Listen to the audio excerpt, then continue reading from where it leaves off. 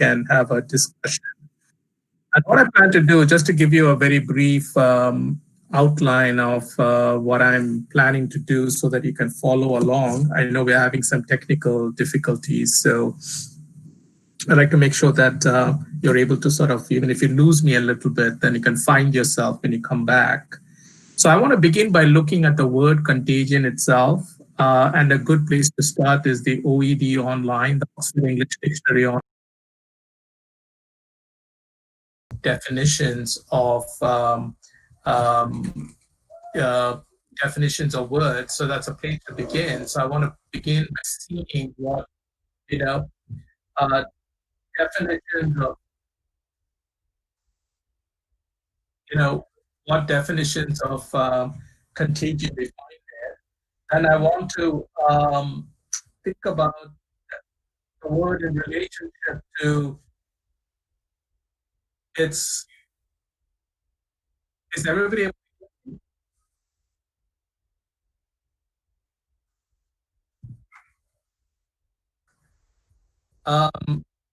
so yeah, let me just pick up again. So I want to begin by looking at the word itself, and then the word in relationship to sort of way literally. So let me just begin right there. And we'll see what we are, where we are at the end of the discussion. At the end of the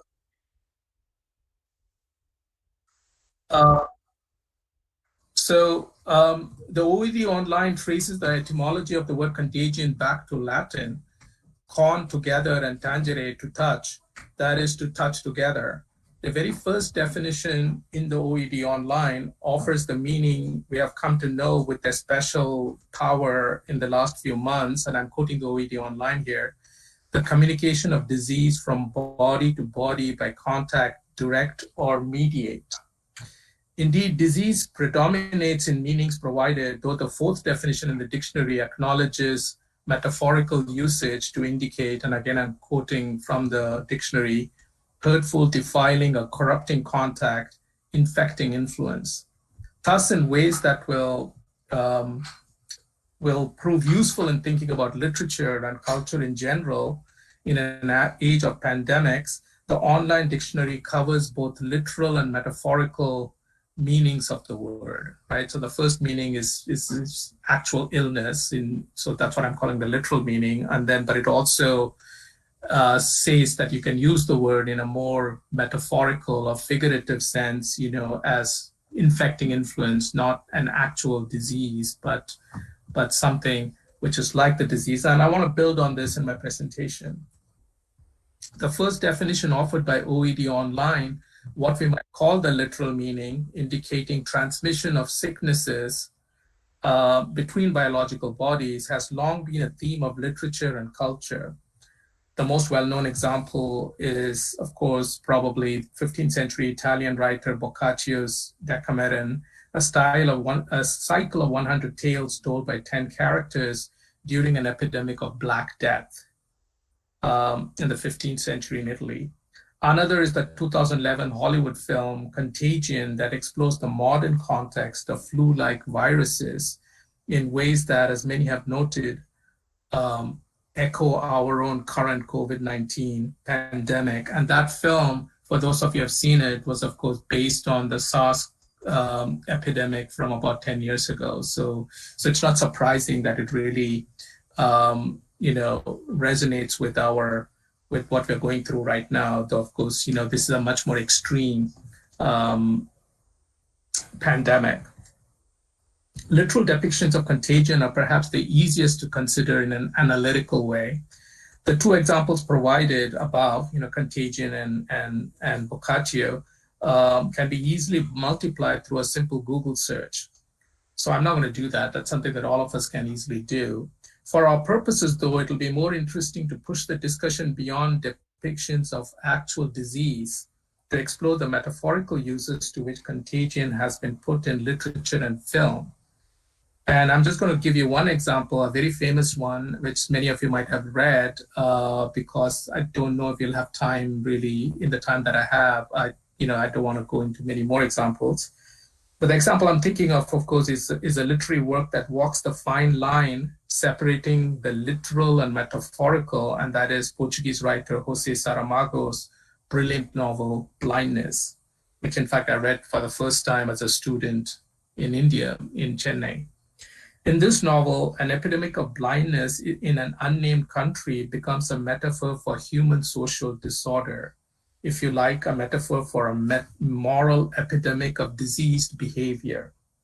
Saramago's novel depends for its power on this confusing status of the line separating the literal and the metaphorical. So I think the novel is so powerful and has moved so many readers because I think when you read the novel, you're not always certain what the line is that separates a literal contagion. There's actually an illness which causes people to actually become blind, but the reader very quickly recognizes that the novel is also metaphorical in talking about blindness. Yeah. So Saramago's novel depends for its power on the porousness of that line of separation between the literal and the metaphorical, the ways in which the literal provokes, brings forth, causes to be produced the metaphorical, but the metaphorical can also then cross over and infect, influence the way we think about the literal. So you have the literal and the metaphor, you have an actual blindness, people physically become blind, but there's also this question of metaphorical blindness, and the two begin to intersect and interplay in the novel. The inhabitants of the city at the heart of the novel, Saramago's novel, experience an epidemic of literal blindness, and they also succumb to an epidemic of moral blindness. As metaphor, an epidemic of moral blindness suggests how contagion can convey a sense of infecting influence. The phrase which the OED online has for a kind of a metaphorical usage of contagion, infecting influence. So as metaphor, an epidemic of moral blindness, not physical blindness, but moral, right? So ethical blindness when it comes to the figuring out what is the right way to act, what is proper conduct. So as metaphor, an epidemic of moral blindness suggests how contagion can convey a sense of infecting influence, to quote once again the OED online. Unlike literal usage in the context of transmittable illnesses of the body, metaphorical usage need not be negative. We might speak, for example, of the contagion of authoritarianism in the contemporary world, the contagion of dictatorial tendencies, the sort of reduction of democratic, attitude. So we can talk about it in that negative way, that there's a contagion of authoritarianism in the contemporary world, but also for example, of anti-colonial thought during the 50s, 60s, and 70s across the world, right? So you can use it both in the positive and in the, in the negative way. You can look to the 50s, 60s, and 70s and think about, the resistance to colonialism being kind of contagious across Africa and Asia. But you can also use it in the negative sense that in the contemporary world today, in 2020, then there is this contagion of authoritarianism, maybe. So the point I'm trying to make is that when we use the word contagion literally, it is always negative, almost always negative. But when we use it figuratively or metaphorically, it becomes possible to use it both negatively and positively. Yeah. By calling ideas contagious, we draw attention to the way in which they are transmitted, unconsciously, without intention, as if the carriers of transmission are not so much agents, are not so much people who do things with purpose, that is, deliberate conveyors. Rather, the transmission seems to happen via resonance and undirected spread. We speak of the transmission of an element X from something A to something else B in a manner that is outside the exercise of will or intention, right? So the virus, COVID-19 sort of spreads without intention, right? I mean, it is possible to spread it intentionally. You know, if you are sick, you could intentionally make somebody else sick. But we call it a pandemic and a contagion because it spreads even when we don't want it to spread, right? And it sort of spreads in this sort of unintended way. The place of will and intention in a discussion of contagion is very complicated, you know, and I just gave you an example of why. So I do want to emphasize that the place of will and intention, individual choice, how we individually act in a discussion of contagion is very complicated. While intentionality and will are not ruled out in regard to contagion, in the way that I just said, you could be sick with COVID-19 and deliberately sneeze on somebody, or I don't recommend that anybody do this, but you could deliberately sneeze on somebody and that person would get sick. So I recognize that there can be an intentionality to it. But while intentionality and will are not ruled out in regard to contagion, they recede in the background. They are less important relative to a process that is spontaneous and unpredictable, like, to cite another metaphor drawn from nature, wildfires, right? So we say something spread like a wildfire. In fact, Chinua Achebe's great African novel, Things Fall Apart, early in that novel, you know, the main character, Okonkwo's reputation of greatness is described as spreading like a wildfire, right? So, you know, people just hear about his greatness as a wrestler and that spreads like wildfire. It doesn't matter. People are not intentionally trying to make him famous. He just becomes famous, right? So wildfires may or may not be started intentionally, but the way they are spread suggests a process beyond intentional control. And I think that's similar to the way in which we think of contagion. There is a third, even more complicated usage suggested in the phrase cited in the OED online. So the Oxford English Dictionary definition with which I began, contagious laughter. Laughter is contagious in the way we know emotions to be. Emotions can be contagious in ways that are not purely metaphorical. At the same time, they're not contagious in the way a physical bodily illness such as COVID-19 is. Think about the rapid spread of emotions of hate, joy, fear, and suspicion through crowds. So we think about mob psychology, mob mentality, crowd psychology, crowd mentality, and they behave in very specific ways. And because emotions can be contagious, can spread in this contagious way through crowds. Orators, great speech makers, and performers they depend on this contagious quality of crowds to create effects that would not be possible in individuals, right? So charismatic speakers with great power and eloquence are able to create this contagion of emotions, and they wouldn't be able to do it in a single person, but they can do it when they're looking and talking to a crowd of, let's say, 500 people or 1,000 people, right? Of course, we should also note that the contagious nature of emotions does not require crowds.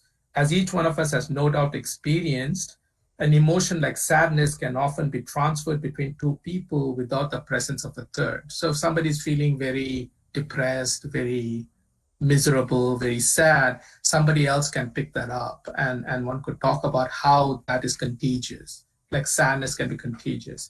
So I'm not saying that emotional contagion always requires crowds, but there's something interesting about the way in which emotions can be contagious in crowds.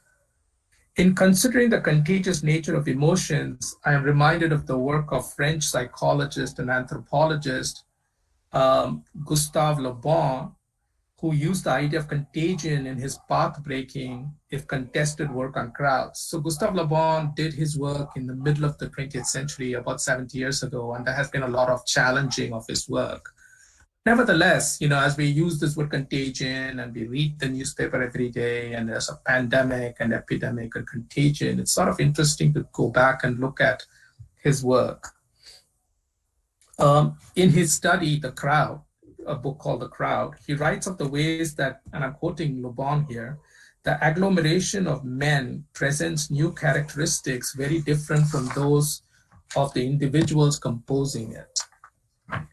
He names, and this is the important part. So he says crowds are different from individuals. Crowds behave in a different way. And you can't just say crowds are the sum total of individual behavior. Crowds are qualitatively different than individuals. And he names contagion as the second stage in what he calls the formation of crowds. So he says that he names three different stages: the first stage, second stage, and third stage. And the second stage he calls contagion. And that's when ideas and emotions begin to be shared in this wildfire, unintentional, contagious kind of way. And that makes a crowd a crowd. Whatever the current status of Labonde's ideas, and as I said, he's been contested, I think that we will all agree emotions often possess the characteristics of contagion. They constitute a special problem of contagion, one best approached in its most powerful manifestation through the subfields of psychology devoted to crowds and collective emotions. The contagiousness of emotions occupies a gray area between the literal, what I call the literal realm of biological illness, COVID-19, and metaphor. So on the one hand, you have actual physical illness, getting a cold, getting COVID-19, getting smallpox, getting cholera, contagious diseases which are transmitted by contact. And then on the other hand, you have metaphor, like Saramago, moral contagion, moral illness in blindness. And then emotion seems to be somewhere in the middle, where there's a physical phenomenon. We can share emotions, and yet it's not like COVID-19, not like a virus, a biological entity. Whether taken literally or metaphorically, and the metaphorical, of course, depends on the literal, contagion is defined by two features worth picking out. One is contact, i.e. touch, and the second is sociality. And I want to repeat that. So the two features of contagion are, one is contact. So some things touching each other, and COVID-19, you can't really catch it unless you come into contact with somebody else. The contact can be direct or mediate. Remember the definition in the Oxford English Dictionary: direct meaning you shake hands, that's direct. Or mediate would be you sneeze and you share droplets, right? But there has to be contact, and there has to be sociality. What do I mean by that? There has to be a collection of human beings, right? And I just want you to hold that thought in your head for a moment, and I want to build on this. So contact and touching, and then also sociality. So for an element X to pass between two things, A and B, there must be contact between A and B. So contagion is an intimate thing.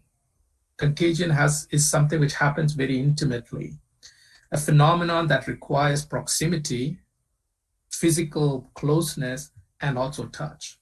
The touch may be skin on skin, like shaking hands, or else it could be the passage of body fluids through air or water. In any event, proximity and touch are essential to contagion. The same can be said of sociality, that sociality is also essential to contagion. In its most definitive forms, contagion also requires sociality, that is community, that is groups of human beings living together. So Robinson Crusoe on his deserted island doesn't have to worry about contagion. Even when Man Friday shows up, it is possible that they will pass one disease to each other, but we won't really think of it as an epidemic or a pandemic because there are only two people, right? So contagion, I'm asking you to think about this aspect of contagion, that it requires community. So in its most definitive forms, contagion also requires sociality, that is community. Well, something can be passed between element A and B without a C and a D and an E and so on. The phenomenon does not become contagious without the C and the D and the So the example of Robinson Crusoe, you cannot have a contagious phenomenon on a deserted island with Robinson Crusoe and Man Friday. To put the matter briefly, contagion needs sociality to spread. Contagion is a feature of community. The together of con, remember the Latin contagion, con tangere, the together of con as revealed by a tracing of the word's etymology is essential to its function. And this, I think, is the paradox and tragedy of contagion, right? The contradictory nature of contagion and also the tragedy, which we're living every day, and I think we are experiencing it in very direct ways. And I'm trying to give us in somewhat analytical language ways to think about this. So the paradox and tragedy of contagion are linked closely to the phenomenon's dependence on touch and community. Human beings, people like us, all of us on this webinar, are social beings, right? We live in communities and depend on touch in relating to each other. As we know from the history of caste in India, the regulation of touch always threatens to evolve in the most inhuman directions, right? And I want to repeat that. As we know from the history of caste in India, the regulation of touch, the control of touch, the disciplining of touch, the saying, you can touch this, you cannot touch that, so all the kind of social control of touch that we associate with caste, and as the history of caste shows us, that kind of regulation of touch always threatens, always has the danger of evolving in the most inhuman, so even though it's a human phenomenon, in the most inhuman directions. If touch and sociality are definitive features of contagion, then the control of contagion requires the regulation, even diminishment of both. This is the paradox and the tragedy, right? So human beings are social beings. Contagion depends on touch and community, and yet it's those very things that make us human that we have to control to stop the contagion. And thus this threatens our very humanity. Literal contagions can threaten illness and even death, and they literally, like COVID-19, and they can provoke moral responses that are other kinds of illnesses and death. And that's kind of like the sort of the heart of my argument, that this paradox, that literal illness, actual COVID-19 can cause death. But the way we respond to that is also important, because our response can also be a form of illness. This is Saramago, right? I mean, moral illness. There is an epidemic, there is blindness, but there is also moral, there is chaos, there is violence, there is all kinds of bad things which happen in the novel. And that is a kind of a moral illness. And Saramago is asking us to think about that moral illness. Yeah. I'm a writer and a critic, so I will end with brief reflections on contagion in relation to literature and literary criticism. Contagion suggests largely something negative, though in its metaphorical usages, positive associations are possible. Laughter can be contagious. Happiness can be contagious. Somebody starts laughing and then you start laughing with them. There are the glee clubs in India where people used to go off to, go in the morning to parks and laugh. And there's something contagious about that. You laugh loudly and then it becomes contagious. So laughter can be contagious. Happiness can be contagious. Even ideas may be regarded as contagious. Literature is a primary domain, a primary area for the exploration of contagion in all its forms, literal and metaphorical, negative and positive. Literal contagion has been the theme of works of literature, as I have already mentioned. Literature and literary criticism are also domains in which the relationship between the literal and the metaphorical is routinely displayed and explored because of the centrality of the metaphorical or the figural to language as such. And here I'm thinking of and it's a fairly complicated but also well-known point that language is metaphorical in all its forms. Derrida, of course, made this argument. Paul de Man made this argument, and Gayatri Spivak has made this argument. So the whole sort of post-structuralist deconstruction has made this argument for us. Everything is metaphorical, everything is figural.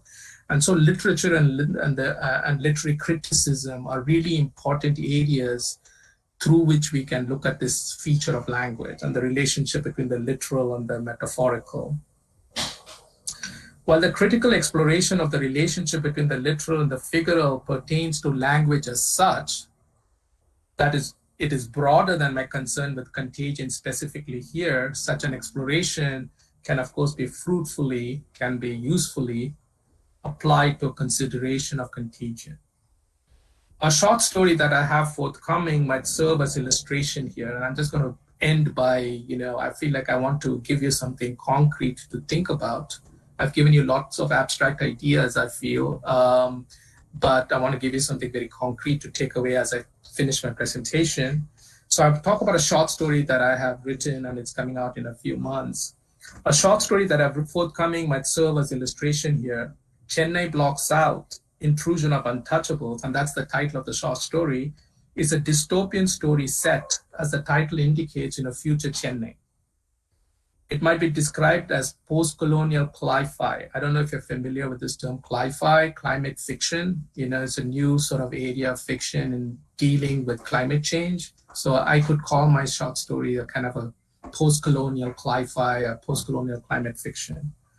It imagines a world in which climate change and environmental disaster have passed beyond a critical point. So they become very bad, and sort of the world has been, in some sense, destroyed. It is a world filled with contagion.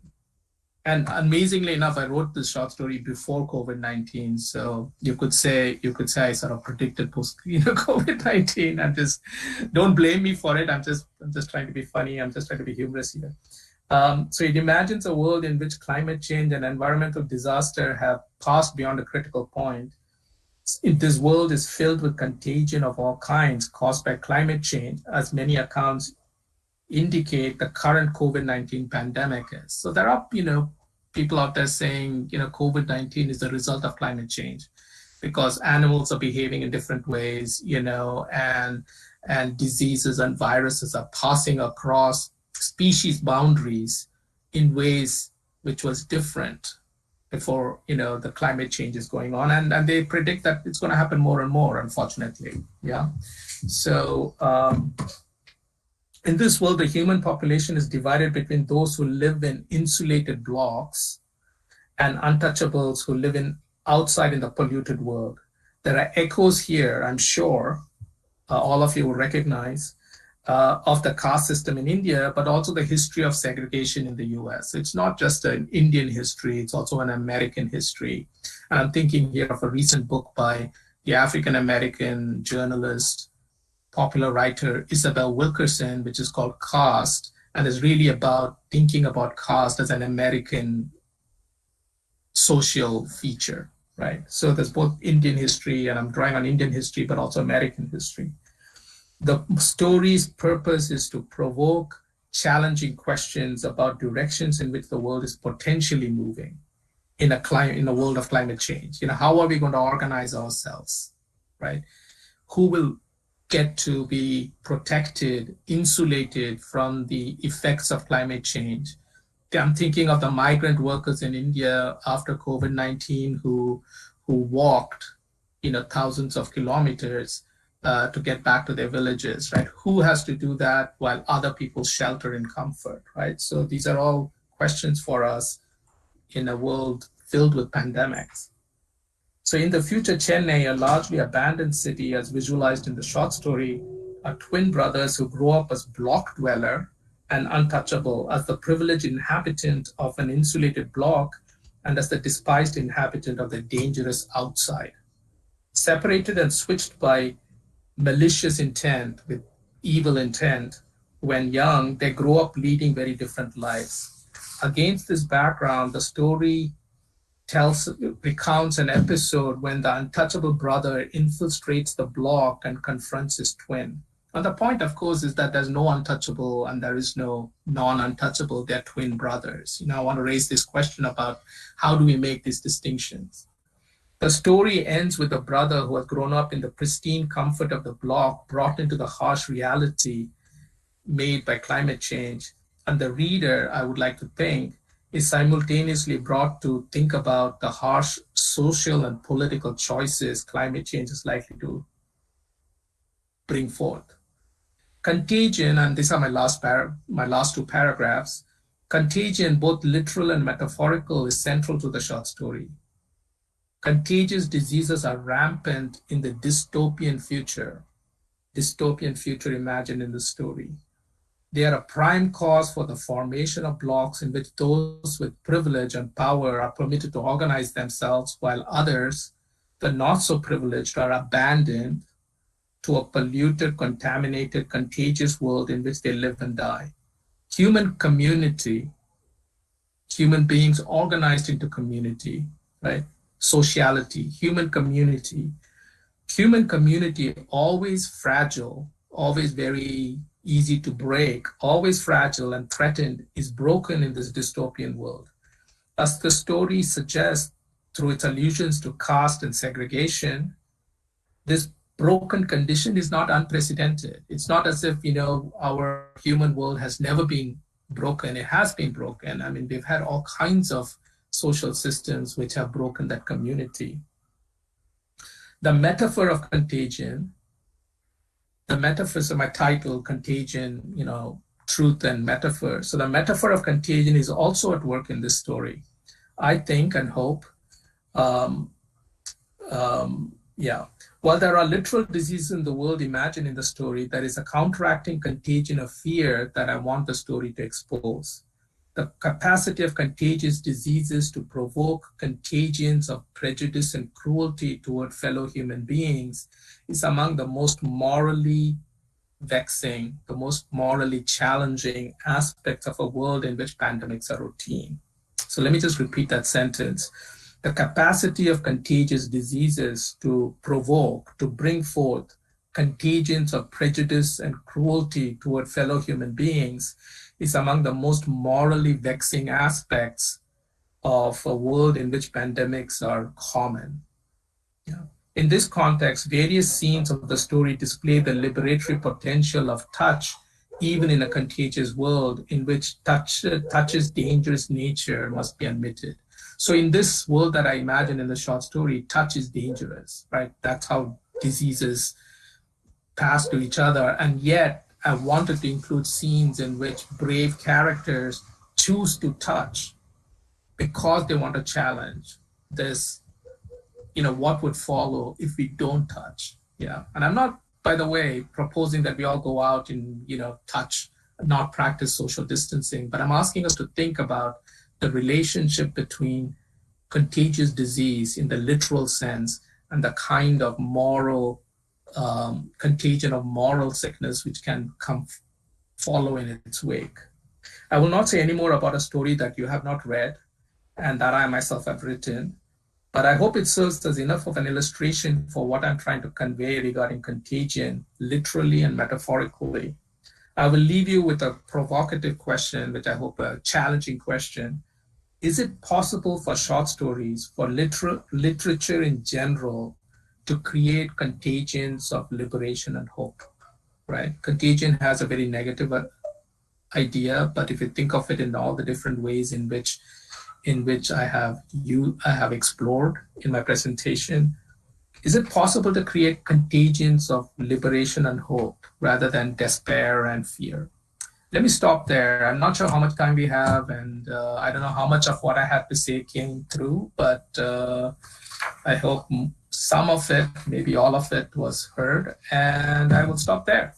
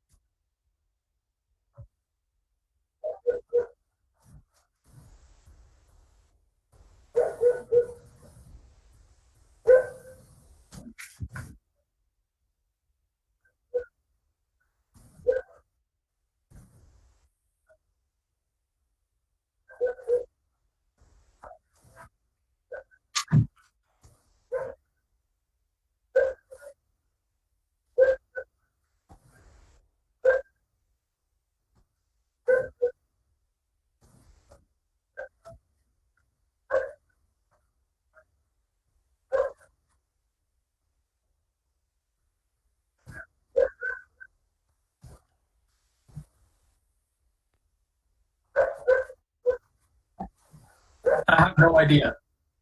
I have no idea. I have absolutely no idea because that's not, I'm a writer and a literary critic, and I have no idea whether there actually was um, an escape. I've read all the news stories that all of you have read, so I have nothing more to really. I think mostly what I've heard is that it's most likely not the case that this was from a lab, but it was deliberately released or like was accidentally released from a biological lab in Wuhan. But that it was, it was the most compelling account that and you must remember that I'm not a epidemiologist. I'm not a student of Chinese or Asian politics. So I'm just going on what I've read in the newspaper.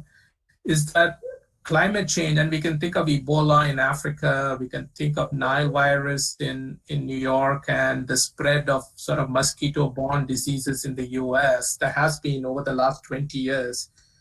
Mosquito-borne diseases in the US have been spreading further and further. Not why? Because of climate change, right? So without even discussing whether climate change is good or bad, and I of course think in this form it's bad, but what we can all agree is that the degree of climate change that is happening, changing the way in which human beings coexist with other animals and other biological species. And so we are entering into a new phase of diseases and illnesses because of that. Forests are being cut down, human beings are living in like recently deforested areas, and urban, mosquitoes breed in sort of suburban and urban surroundings, and they are spreading. And so, and climate is getting warmer, diseases are occurring where we did not formerly have, rain patterns change. So I think there's a very accelerated phenomenon of change with regard to the way in which human beings are relating to the rest of the world. And that is causing, some of these epidemics. Yeah.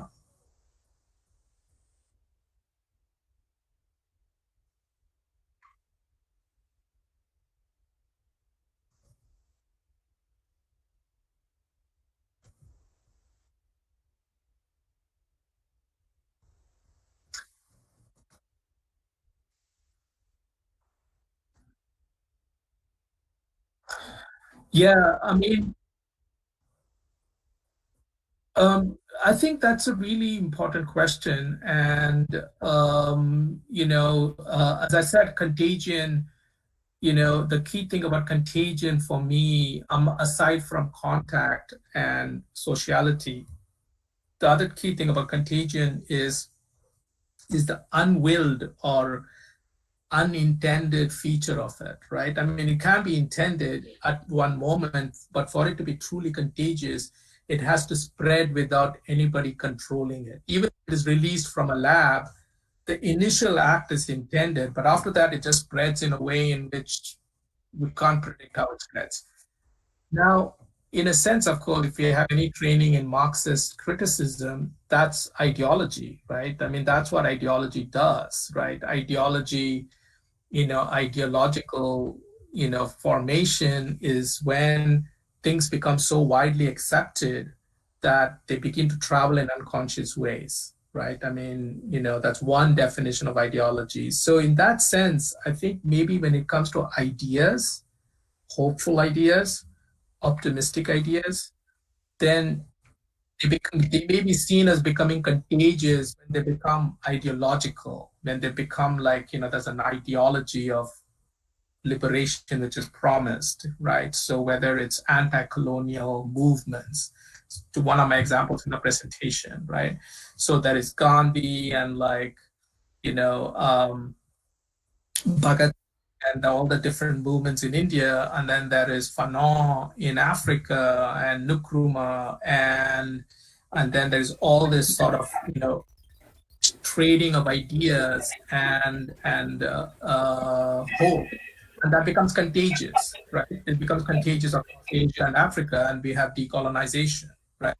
So that's one way to think about it, and then we are getting into kind of areas of ideology. I don't know if I'm making sense, but I'm asking us to I'm trying to get us to think about contagion in ways which are also familiar to us, right? So ideological, there's a long tradition of thinking about ideology, and I think contagion can be useful there.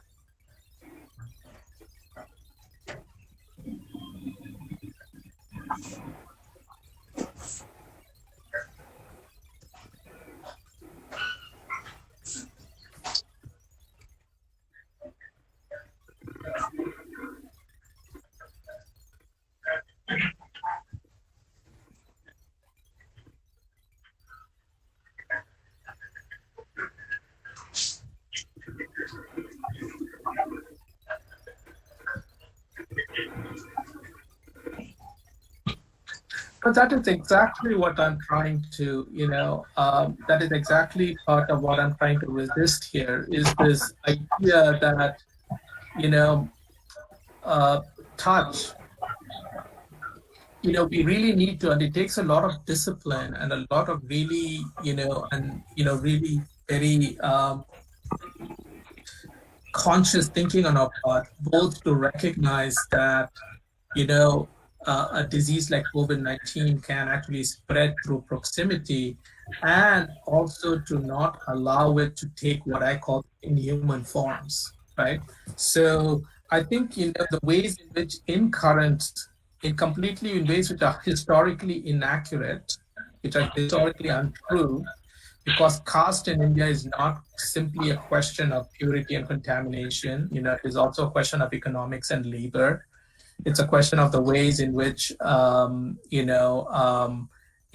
has multiple forms to it, and I think the way in which in some commentary now that somehow there is an attempt to sort of say that actually to sort of bring these kinds of ideas back as somehow having some element of positiveness is itself, if you'll permit me to say this, a kind of moral sickness, right? So that's that. I really think Saramago's novel is brilliant, not only because it's a great work of literature, but because he poses that question in extremely powerful ways.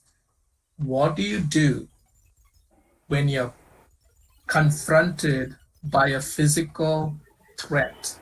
What is your moral response, right?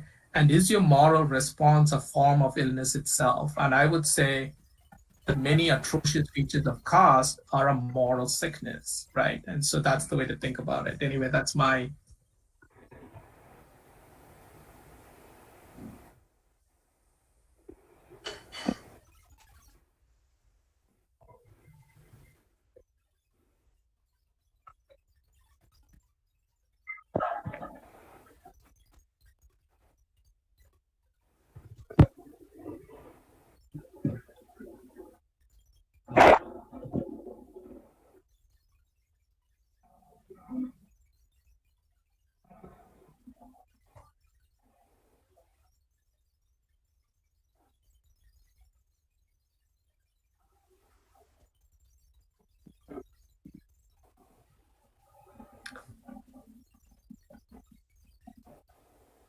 I think so. I think so. And I hope what has been useful in my presentation is for us to make this very, rigorous distinction between what I'm calling literal contagion and metaphorical contagion, right? So literal contagion being the spread of disease through the physical contact, and refusing to transfer anything from that to a kind of a metaphorical contagion, which reduces our capacity to be compassionate and to see our connections with fellow human beings, right? And I think literature can play a very powerful role there, and literary criticism can, because literary criticism is not linguistics, but I think it is one of the areas in which language and its many different features are studied with great sophistication. So literary criticism gives us ways of thinking about how language works. And that's exactly what I'm trying to get us to see, is that there is actually a physical sickness, but there is also the language and the discourse around it. And we have capacity as writers and literary critics to actually confront misuses of language in response to the literal contagion. Does that make sense? Am I making sense? it's very strange being thousands of miles away on a computer screen because I don't have people in front of me, but I hope I'm making some sense.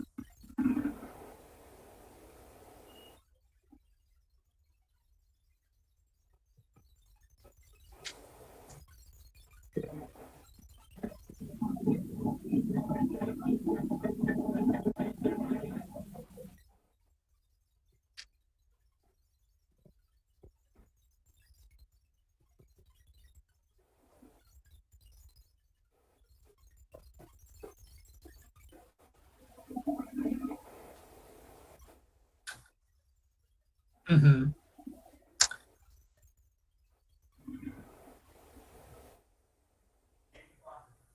I think it's a matter of trying. I think here's where I think I'll answer as a writer, but of course, if you're a filmmaker or a musician, or a dancer, you could see, or any creative person really, you could see your own, you could come up with your own examples. I think we have to do this in our creative ways. I think that's where the novel approaches will come. Maybe we have to write new kinds of stories.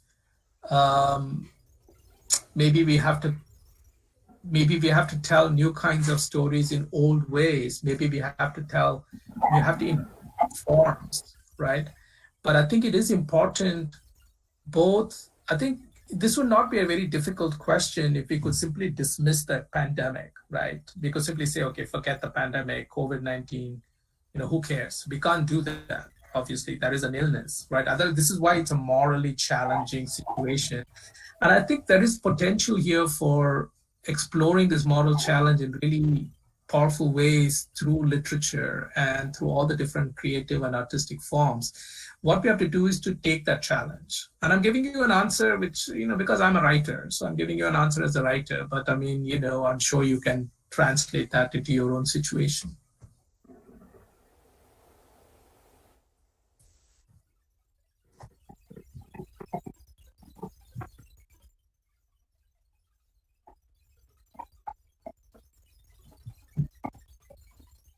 Hmm. Yeah, right. So cli-fi is like sci-fi, a sort of science fiction, sci-fi, cli-fi, meaning climate fiction. And as the term suggests, it is very simply any fiction, so novels, short stories, which deal with the phenomenon of climate change, and so it can be novels, it can be short stories. I mean, there are, of course, cli-fi films as well. I mean, cli-fi is a term which is used in literature, but we can think of climate change novels. So there's a growing body of literature, I would say, in the last 15 to 20 years, which are taking up the effects of climate change. Sometimes they do this through speculative fiction, right? Through sort of science fiction, or what is called speculative fiction more broadly, because it's not just fiction; it's any kind of like non-realistic fiction. And sometimes they do it in very realistic way. They do it in very realistic way. So, for example, I'm not going to mention the names of the books because they may not be very familiar to you. But after Hurricane Katrina in the U.S., I don't know if you remember, it's been a while, but Hurricane Katrina devastated New Orleans and the southeastern part of the United States about 20 years ago.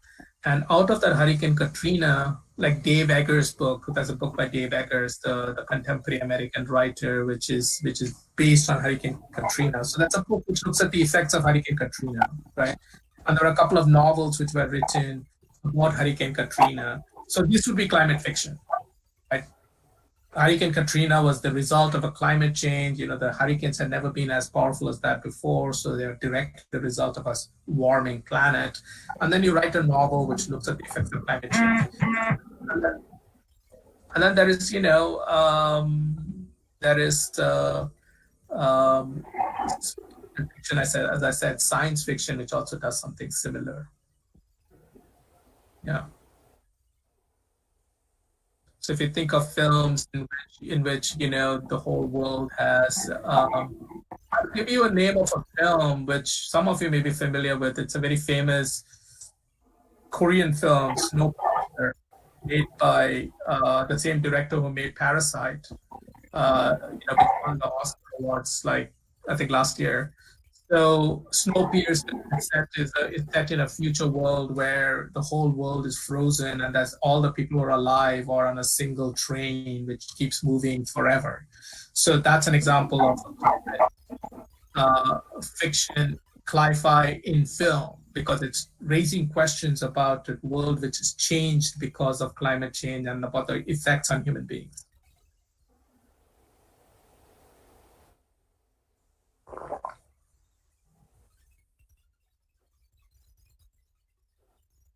That'll be very good. It's my dinner time.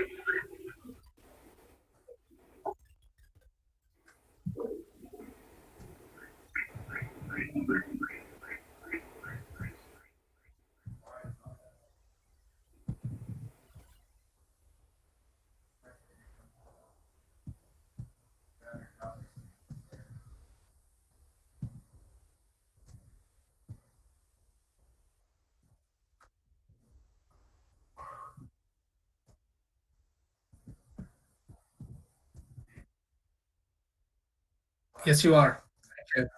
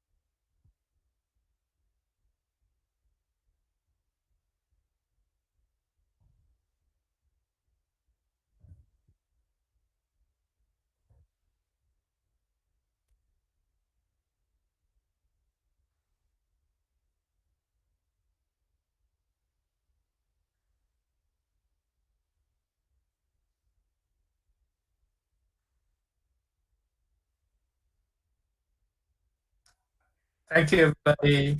Good morning to you all and good night to myself. All right. Thank you. Bye.